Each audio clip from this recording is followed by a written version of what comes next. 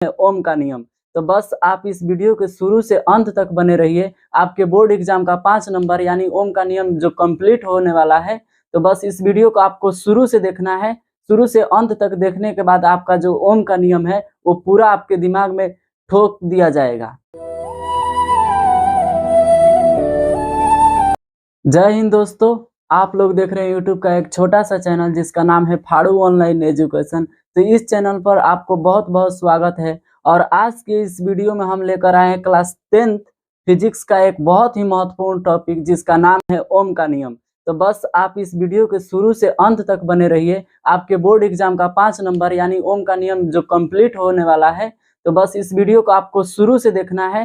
शुरू से अंत तक देखने के बाद आपका जो ओम का नियम है वो पूरा आपके दिमाग में ठोक दिया जाएगा।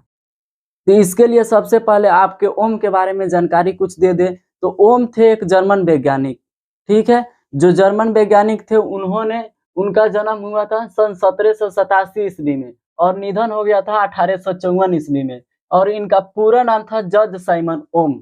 और इन्होंने अपने नियम का अनुसार यह बताया था कि यदि किसी चालक तार के भौतिक अवस्थाएं अपरिवर्तित रहे तो उस चालक तार के सिरों का विभवांतर उसमें प्रवाहित धारा के समानुपाती होता है।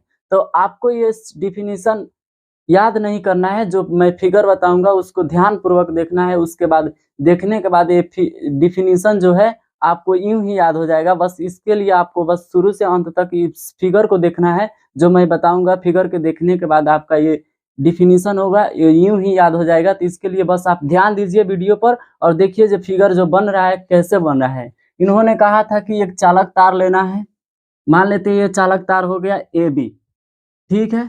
और इन्होंने कहा था इस चालक तार के सिरों का विभवांतर, मान लेते हैं ये सिर है और इस सिरों का विभवांतर भी है और इसमें प्रवाहित धारा जो है आई है। तो इन्होंने कहा था कि इस चालक तार के सिरों का विभवांतर समानुपाती होता है इसमें प्रवाहित धारा के। तो ये विभवांतर को भी से सूचित करते हैं, ये तो जानते हैं। धारा को आई से सूचित करते हैं, ये तो आप लोग जानते हैं।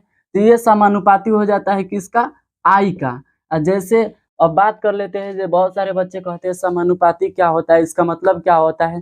तो समानुपाती का मतलब होता है अगर धारा का मान बढ़ेगा तो मान लेते हैं ये धारा हो गया, ये हो गया आपका धारा और ये हो गया विभवांतर। तो अगर विभवांतर के मान बढ़ेगा तो धारा का मान बढ़ेगा, अगर धारा का मान घटेगा तो विभवांतर के मान घटेगा।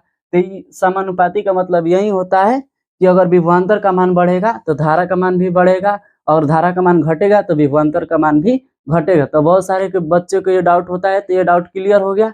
अब आगे चलते हैं। सबसे पहले ये बता दें, जैसे समानुपाती का चिन्ह हटता है तो एक नियतांक जुड़ जाता है आर।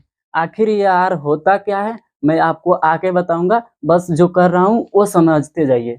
इसके बाद इस आई जो है आर के साथ गुना में है, तो इसके अंदर आ जाएगा तो बाटा में आ जाएगा और बच जाएगा आर।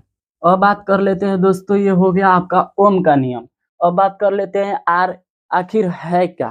तो आर एक नियतांक है जिसे इस चालक तार का क्या कहते हैं, प्रतिरोध कहते हैं। प्रतिरोध नहीं, प्रतिरोध ऐसे होता है, प्रतिरोध कहते हैं। और बात कर लेते हैं, ये हो गया विभवांतर भी और ये हो गया धारा आई और ये हो गया चालक तार का प्रतिरोध आर, ठीक है। तो यही होता है ओम का नियम। तो आपको बस इस फिगर को देखना है, इस डिफिनीशन को नहीं देखना है। फिगर के देखने के बाद मुझे उम्मीद है कि ये आपका डिफिनीशन यूं ही याद हो जाएगा। बस आपको फिगर पर ध्यान देना है कि ये दोनों सिरों का विभवांतर जो होता है भी इसमें प्रवाहित धारा के समानुपाती होता है। और समानुपाती का चिन्ह कुछ इस प्रकार होता है, जैसे समानुपाती हटेगा तो एक आर नियतांक जुड़ जाता है जिसे हम चालक तार का प्रतिरोध कहते हैं और आर को उसी साइड रख देते हैं और आई को इधर कर लेते हैं। तो आपको उम्मीद है, तो मुझे आशा नहीं पूर्ण विश्वास है कि ये वीडियो आपको देखने में अच्छा लगा होगा और ओम का नियम है वो आपको समझ में आ गया होगा। तो इस वीडियो को उन बच्चों तक शेयर कीजिए जो क्लास 10th का 2025 बोर्ड के लिए तैयारी कर रहे हैं। इस वीडियो को अगर आप उन तक शेयर करते हैं तो हो सकता है उनके लिए बहुत ही मददफुल रहा होगा वीडियो, और आपके शेयर से हो सकता है कि हमारा सपोर्ट मिल जाए। और हमारे चैनल को सब्सक्राइब कर लीजिए। कमेंट बॉक्स में ज़रूर बताइएगा कि आपको यह नियम समझ में आया कि नहीं आया।